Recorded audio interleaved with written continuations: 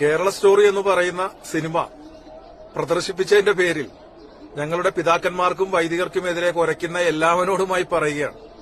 കേരളത്തിലുടനീളം കേരള സ്റ്റോറി എന്ന് പറയുന്ന സിനിമ ഞങ്ങൾ പ്രദർശിപ്പിച്ചിരിക്കും. ഏതൊക്കെ പള്ളികളിൽ അവിടുത്തെ വിശ്വാസികളോ അവിടുത്തെ യുവജന സംഘടനകളോ അതിനുള്ള അവസരവും സൌകര്യവും ഒരുക്കി തന്നാൽ പ്രൊജക്ടറും മിനി സ്ക്രീനും ഉപയോഗിച്ച് സൌജന്യമായി ഞങ്ങൾ പ്രദർശനം നടത്തും. തടയാമെങ്കിൽ തടയൂ.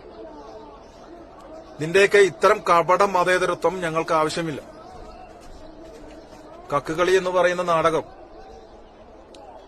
ഞങ്ങളുടെ പിതാക്കന്മാരുടെയും കന്യാസ്ത്രീകളുടെയും വൈദികരുടെയും മാനത്തിന്റെ വില പറയുന്നതായിരുന്നു.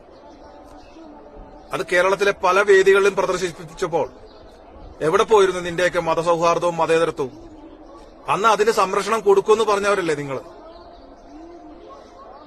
ഇസ്രായേലിൽ നിരപരാധികളായ സ്ത്രീകളെയും കുട്ടികളെയും കൂട്ടക്കൊല ചെയ്ത ഹമാസ് എന്ന് പറയുന്ന ഇസ്ലാമിക ഭീകരവാദ സംഘടനയ്ക്ക് വേണ്ടി കേരളത്തിലെ തെരുവുകളിൽ ഐക്യദാർഢ്യം പ്രകടനം സംഘടിപ്പിച്ചവരല്ലേ നിങ്ങൾ?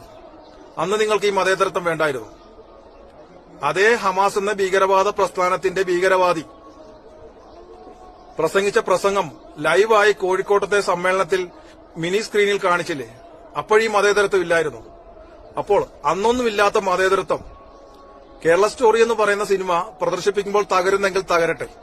ആ മതേതരത്തെക്കാൾ ഞങ്ങൾക്ക് വലുത് ഞങ്ങളുടെ പെൺകുട്ടികളുടെ മാനവും ജീവിതവുമാണ്. അതുകൊണ്ട് തന്നെ കേരള സ്റ്റോറി ഞങ്ങൾ കേരളത്തിലുടനീളം സൗജന്യമായി പ്രദർശിപ്പിക്കും. തടയാമെങ്കിൽ തടയും.